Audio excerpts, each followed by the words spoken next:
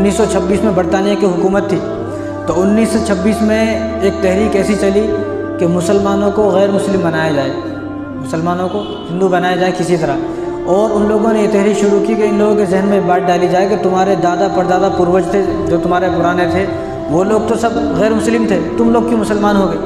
तो जब उन्होंने ये तहरीक चलाई और लोगों को पैसे दिए और लोगों को घर दिए और लोगों को बड़ी मदद की, तो लोग जो है तमाम के तमाम, कैसे भी आदमी जो है पैसे का भूखा है, किसी आदमी को पैसे से तो ना बदल जाता।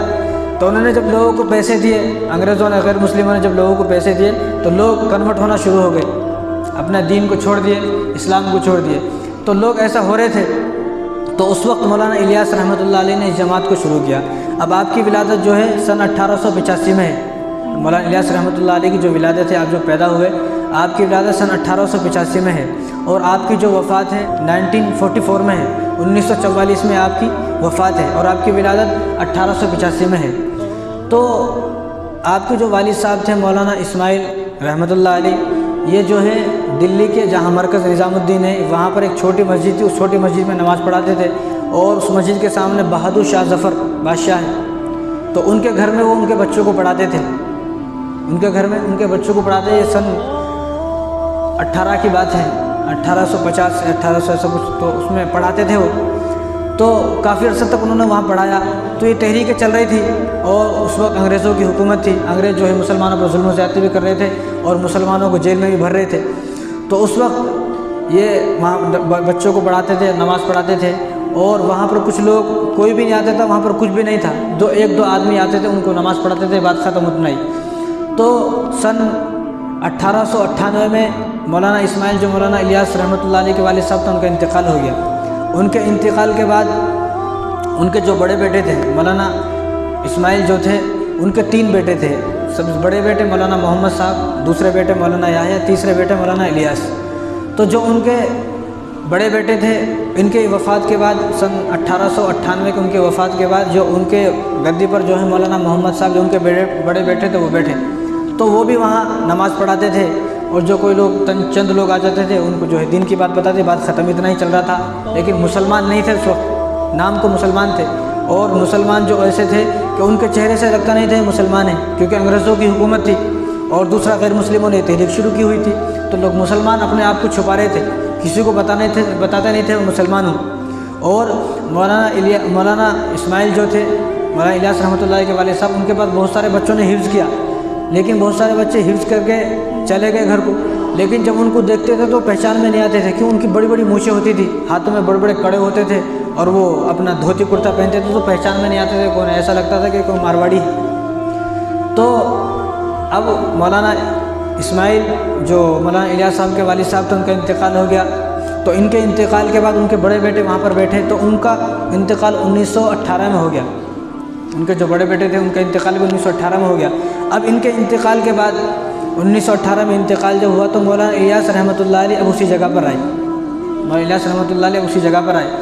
जब उसी जगह पर आए तो 18 से 19, 20, 21, 22, 23, 24, 25, 26, ये 9 साल होते हैं। इन 9 साल में वो भी जो है नमाज़ पढ़ाते रहे, बच्चों को पढ़ाते रहे। लेकिन उनके दिल में कुड़न पैदा हुई कि लोग जो है मुस्लिमों से गैर मुस्लिम बनते जा रहे हैं और अंग्रेज़ों ने गैर मुस्लिमों ने तहरीक शुरू की हुई है कि मुसलमान जो है वो गैर मुस्लिम बन रहे, तो क्या किया जाए।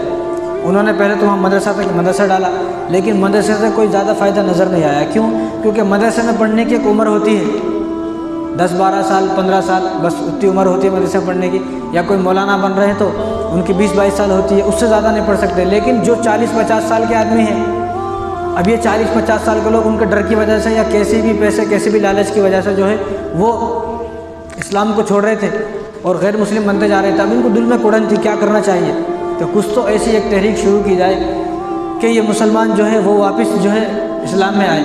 तो जब इन्होंने 1926 में उलमाओं को बुलाया, मशवरा किया, तो कोई उलमा इनके ज़्यादा इनकी तरफ नहीं थे, सब ने इख्तिलाफ किया कि ये कोई काम नहीं है। लेकिन मुफ्ती किफ़ायतुल्लाह साहब थे, उन्होंने इनकी तायद की कि आप ये काम शुरू करें, इंशाअल्लाह अल्लाह ताला जो है कामयाब करेंगे।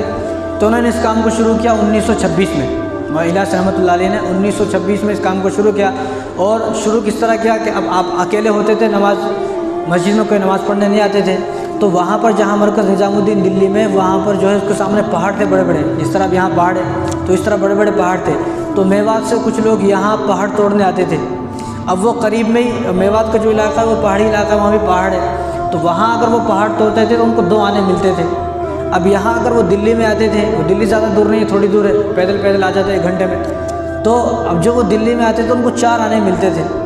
अब उस वक्त 1 आने में ही पूरा घर का जो है 1 दिन का खर्चा चल जाता था। तो उस वक्त तो इतना था, अब तो ऐसा नहीं है। तो यहाँ आते तो उनको 4 आने मिलते थे, वहाँ रहते तो 2 आने मिलते थे। तो कुछ लोग वहाँ से मेवात से यहाँ पर पत्थर तोड़ने आते थे। अब एक दिन ऐसा हुआ, नमाज का वक्त हो गया ज़ोहर का। अब मौलाना इलियास रहमतुल्लाह अकेले हैं, मस्जिद में कोई भी नहीं है। उन्होंने अज़ान दी, नमाज का वक्त हुआ, तो नमाज का वक्त ख़त्म हो रहा था, तो कोई भी नहीं था मस्जिद में। तो मस्जिद से बाहर गए कि कोई आदमी मुझे मिलेगा तो मैं उसको तलाश करके लेकर आऊँगा, नमाज़ पढ़ेंगे। तो देखा कुछ लोग पत्थर तोड़ रहे हैं, लेकिन वो चेहरे से लगते नहीं मुसलमान हैं। तो उन्होंने उनसे पूछा, जब पूछा तो मालूम हुआ कि तो मुसलमान है। तो उनको लेके आए, कहा नहीं हम नहीं जाते, हम तो यहाँ काम कर रहे हैं, काम करने आए, और हमें तो 4 आने मिलते हैं, पैसे लेके घर को जाएंगे, हम तो गरीब आदमी हैं। तो उन्होंने उन सबसे कहा कि मैं 4 आने तुम्हें मैं दूंगा, 4 आने तुम जितने भी लोग हो मैं दूंगा, तुम्हें मेरे साथ मस्जिद में आना है। मैंने कहा भाई ये तो अच्छी बात है। और मस्जिद में आ गए, सबको जो है पहले 4 आने दे दिए, उनसे कहा कि वज़ू करो, नमाज़ पढ़ो। अब ये लोग ऐसे थे कि इन्होंने ज़िंदगी में पहली बार नमाज़ें पढ़ी हैं, इनको मालूम भी नहीं नमाज़ें क्या है। अब इन्होंने ज़ोहर की नमाज़ पढ़ी, असर की पढ़ी, असर की नमाज़ पढ़ के मेवात को वापस चले गए। अब वापस चले गए तो अब इन्होंने लोगों से जाके कहा, यार हमें तो बहुत अच्छा काम मिला है, पैसे भी मिलते हैं, करना भी कुछ नहीं है। लोगों ने पूछा भाई क्या करना है, उन्होंने बोला हाथ मुँह धुलते हैं और उठक बैठक करते हैं, बस उतने 2 बार हमने उठक बैठक करी, और उसके बाद हमें 4 आने मिल गए, कुछ नहीं करना, हम तो सुबह से शाम तक पत्थर तोड़ते हैं, पसीने पसीने हो जाते हैं, खाने को नहीं, पीने को नहीं, कुछ भी नहीं। जब 4 आने मिलते हैं, अब लोग मुतासिर हुए, यार ये कैसा काम है। अब वो पहले 4-5 आदमी थे, उनके साथ 4-5 और आ गए, यार हम भी चलेंगे। अब वो लोग भी आते, अब वो लोग सब आने लगे, अब वो उनको 4-4 आने देने लगे। वो ज़ोहर असर की पढ़ के चले जाते रोज़ाना, वहाँ जाके बताते। तो अब ऐसे सिलसिला चलता रहा। अब जब वो आए, उनको दिलचस्पी हुई, वो मुतासिर हुए, तो उन्होंने हज़रत से पूछा कि ये है क्या, आप उठक बैठक कराते हो, हाथ मुँह दिलाते हो, ये आप कौन हो। तो जब आपस में बात हुई, मुलाकात हुई, तो हज़रत ने उनको बताया कि इसको नमाज़ बोलते हैं, ये नमाज़ है। अगर हमें तो मालूम ही नहीं नमाज़ क्या होता है, हमें नहीं मालूम था कि नमाज़ क्या होता है। तो उन्होंने नमाज़ें पढ़नी उस वक्त शुरू की। अब जब नमाज़ें पढ़नी शुरू की तो लोगों को लाने लगे। अब हज़रत के देखो, मौलाना इलियास रहमतुल्लाह अलैह पहले से ज़्यादा मालदार भी नहीं थे, लेकिन ज़्यादा गरीब भी नहीं थे, बागात थे, उनके खेत थे, घर था। तो उन्होंने अपने सारे बागात बेच दिए, सारा घर जो है ज़मीन जाते थे सब बेच दिया। बस वो एक ही काम करते, लोगों को बुलाते, दीन सिखाते, और उनके जितने पैसे होते, जितने पैसे उनको मिलते होंगे, जहाँ जहाँ सबको बुलाते और पूरा दिन दीन सिखाते। और शाम में जब वो जाते, उनकी जितनी दिहाड़ी मजदूरी होती पैसे लेके भिजाते। अब वो लोग थोड़े दिन तो ऐसे आते रहे, लेकिन कुछ दिन के बाद जब उनके दिल में जो है अल्लाह अल्लाह जब उन्होंने की, नमाज़ें पढ़नी शुरू की, कुरान पढ़ा, दीन की बातें सीखी, तो लोग मुतासिर हुए। जब मुतासिर हुए तो लोगों ने पूछा तो फिर हज़रत के साथ दिया उन्होंने, तो उन्होंने पैसे लेने से इनकार कर दिया कि हम ये तो दीन का काम है, ये तो हमारे दीन का काम है, तो दीन में आने वाला काम है, हम तो इसको फ्री में सीखेंगे। तो लोग वहाँ से आने लगे, जाने लगे। तो लोगों ने अब इसरार किया कि आप ऐसा करें, हमारे मेवात को आए, क्योंकि वहाँ से करीब सबसे मेवाती है। तो ये भी अल्लाह ताला का करम है कि अल्लाह ताला ने चुना है मेवात को। तो मौलाना ने कहा कि मैं मेवात तो आ जाऊँगा, लेकिन मेरी एक शर्त है, उस शर्त को मेरी मानोगे तो मैं मेवात आऊँगा, नहीं तो नहीं आऊँगा। तो लोगों ने कहा कि आप शर्त बताएं क्या है। तो हज़रत ने फरमाया कि देखो, जब तुम यहाँ नमाज़ पढ़ने आए थे तो तुम्हें नहीं मालूम था नमाज क्या होता है, कुरान क्या होता है, तुम्हें मालूम ही नहीं था। ऐसे लोग थे कि उन्होंने ज़िंदगी में कभी कुरान का नाम भी नहीं सुना। क्यों? क्योंकि वो लोग पहाड़ों में रहने वाले लोग थे, और वो लोग अंग्रेज़ों से छुप कर वहाँ रहते थे, क्योंकि अंग्रेज़ अगर उनको देखते या तो ग़ुलाम बना लेते या मार देते। तो वो लोग, उन लोगों ने पूरी ज़िंदगी अपनी, अब अंग्रेज़ों की हुकूमत 250 साल रही, अब यहाँ तक अंग्रेज़ों की हुकूमत 100 साल हो चुकी है। अब ये 100 साल से लोग वहाँ पहाड़ों में छुप छुप कर रह रहे हैं, यहाँ खामोश आते हैं और चुपके से जो है अपना कैसे भी कारोबार करके चले जाते हैं, लेकिन किसी को ज़्यादा बताते नहीं, बोलते नहीं हैं। तो इसलिए ये दीन से महरूम हो गए, इनको नहीं मालूम था। अब एक आदमी 30-40 साल तक एक ही घर में रहे और उससे कोई बात ना करे, उससे कोई बोले ना, तो उसको कैसे मालूम होगा दुनिया के बारे में। जब मालूम होता है, हम घर से बाहर निकलते हैं, आज हम भी घर से बाहर निकले तो हमें मालूम है कि दुनिया कितनी बड़ी है। तो इसी तरह हज़रत उनको फरमाते थे कि एक वक्त ऐसा आएगा कि आप अमेरिका जाओगे, अफ्रीका जाओगे। तो वो लोग सोचते थे कि अमेरिका अफ्रीका कोई दिल्ली से आगे है, क्योंकि उन्होंने दिल्ली से आगे कभी देखा ही नहीं, दिल्ली से आगे कभी गए नहीं। तो वो लोग ऐसा सोचते कि दिल्ली से आगे कोई अमेरिका है, लेकिन जब गए तो बाद में मालूम हो तो अमेरिका तो एक देश है, उनको नहीं मालूम था। तो लोग वहाँ से आने लगे, लोग मुतासिर हुए। तो हज़रत ने फरमाया कि मेरी एक शर्त है, मैं उस शर्त पर जाऊँगा, वैसे नहीं जाऊँगा, क्योंकि तुमको मालूम नहीं था। तो उन्होंने फरमाया हज़रत क्या शर्त है आप बताएं, क्योंकि लोग बहुत सारे मुतासिर हो गए थे। तो हज़रत ने फरमाया कि मैं वहाँ जब आऊँगा, पहले वहाँ अपने वहाँ आप मकतब कायम करें, आप मकातिब कायम करें बच्चों को पढ़ाने के लिए, आप बच्चों को पढ़ाएं। क्योंकि हमारे वालिद साहब के पास, उनके जो वालिद साहब थे, उन्होंने फरमाया कि मेरे वालिद साहब के पास जो बच्चे हिफ्ज़ करके चले गए वो ऐसे हैं तो उनकी मूँछें हैं बड़ी बड़ी, हाथों में बड़े बड़े कड़े हैं, धागे हैं और उनकी बड़ी बड़ी चुटियाँ हैं। हाफिज़ है लेकिन मालूम नहीं होता देखने से ही ना हाफिज़ है। तो उन्होंने फरमाया कि इस्लाह ज़रूरी है, तरबियत ज़रूरी है। मदरसे में पढ़ लिया चला गया, लेकिन बाद में अगर इसी की इस्लाह नहीं हुई, इसकी तरबियत नहीं हुई तो क्या फ़ायदा।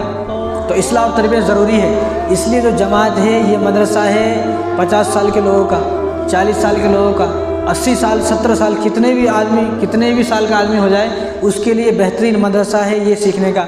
अब एक आदमी की उम्र 50 साल हो गई, 60 साल हो गई, उसको दुआए क़नूत याद नहीं है तो वो किसी को बता नहीं सकता मेरे दुआए क़नूत याद नहीं है। तो एक तो वो शर्मिंदगी महसूस करता है, दूसरा इसलिए अगर मैं किसी को बताऊँगा मैं कि दुआए क़नूत याद नहीं है तो लोग मेरी मजाक उड़ाएंगे, लोग मुझे शर्मिंदा करेंगे, मेरा मजाक उड़ाएंगे लोग कि तू 50 साल का हो गया, 17 साल का हो गया, तेरे को दुआए क़नूत याद नहीं है। तो ये एक ऐसी जमात है कि इसमें आदमी जाएगा तो दुआए क़नूत भी सीख सकता, पूरी नमाज़ें सीख सकता है। तो ये जो मदरसा है ये बड़ों का मदरसा है। जो मदरसे हैं यहाँ पर वो मदरसे छोटे बच्चों के मदरसे हैं। अब ये जो मदरसा है ये बड़े लोगों का मदरसा है। तो हज़रत ने फरमाया कि आप अगर वहाँ मकतब बनाएंगे तो मैं आऊँगा, मकतब नहीं बनाएंगे तो नहीं आऊँगा। तो उन्होंने कहा कि हम ज़रूर मकतब बनाएंगे।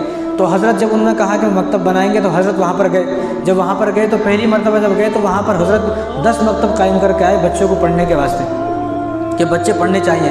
अब तक उनके जहन में ये नहीं आई, अब तक यही है उनके जहन में, लोगों को सिखाते। अब मकतब में पढ़ाने के लिए उस्ताद होना।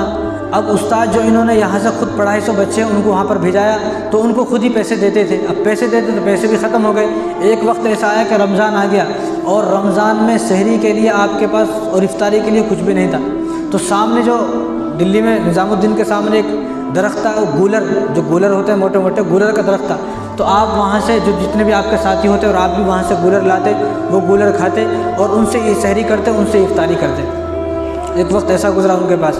और आपकी जो बीवी थी वो मालदार घर से थी बीवी।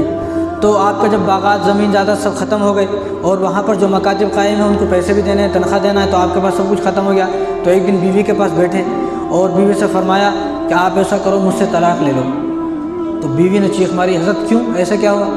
कि मेरे पास तो कुछ भी नहीं है तुम्हें खिलाने के लिए, मेरे पास तुम्हें खिलाने के लिए पिलाने के लिए कुछ भी नहीं है। मैं तो अपना सारा जो है ज़मीन ज़्यादा सब लगा दी लोगों के दीन के लिए, अब मेरे पास कुछ भी नहीं है। आप ऐसा करें जो है आप तलाक़ ले लें। तो फ़ौरन बीवी उठी और घर में अंदर गई। उनके जो जेवरात थे थोड़े बहुत बचा के रखे हुए थे, उन्होंने वो सामने पेश किए कि आप ये अल्फाज कभी ना बोले, मुझे दुनिया में भी आपके साथ रहना है और मुझे जन्नत में भी आपके साथ ही जाना है, इसलिए मैं औरतों पढ़ाएँ। तो हज़रत को मकातिब से कोई ख़ास फ़ायदा नज़र नहीं आया। तो हज़रत फरमाया कि मकतब से कोई ख़ास फ़ायदा नज़र नहीं आ रहा तो क्या करना चाहिए, क्योंकि मकतब में पढ़ने की उम्र होती है। अब ये 40-50 साल के लोग हैं, इनका क्या होगा। तो उस वक्त हज़रत ने लोगों को जमा किया, उलमाओं को जमा किया, उलमा से मशवरा किया। तो उलमा से जब मशवरा किया तो उलमा से मशवरा करने के बाद ये बात सामने आई कि एक ऐसी तहरीक शुरू की जाए, एक ऐसी जमात शुरू की जाए कि लोग जो बड़ी उम्र के लोग हैं इनको कलमा सिखाया जाए, इनको दीन सिखाया जाए। इसी तरह हज़रत के पास एक आदमी आए, उनकी उम्र 70 साल थी। वो आदमी जो थे ना, जो पहले इनके पास उसको ले के आए। अब उनको ले के आए, अब उनकी उम्र 70 साल थी। तो हज़रत ने उनको, मौलाना इलियास रहमतुल्लाह उनको फरमाया कि तुम जाओ लोगों को कलमा सिखाओ। उसने कलमे का नाम पहली बार सुना था। तो हज़रत कलमा क्या होता है मुझे नहीं मालूम, कलमा क्या होता है मुझे तो नहीं मालूम, कलमा क्या होता है। तो हज़रत ने फरमाया कि तुम्हें कलमा नहीं मालूम तो दीन की कुछ बातें बताएं लोगों को जाकर। और उन्होंने कहा कि मुझे दीन की बातें भी नहीं मालूम हज़रत। तो हज़रत ने उनको फरमाया कि अब तुम जाओ और इस बाज़ार में जाकर, जो दिल्ली के मरकज़ निज़ामुद्दीन के आसपास जो बाज़ार है, इस बाज़ार और मार्केट में जाकर लोगों से ये कहो, देखो मैं 70 साल का हो गया हूँ, मुझे कलमा भी नहीं आता।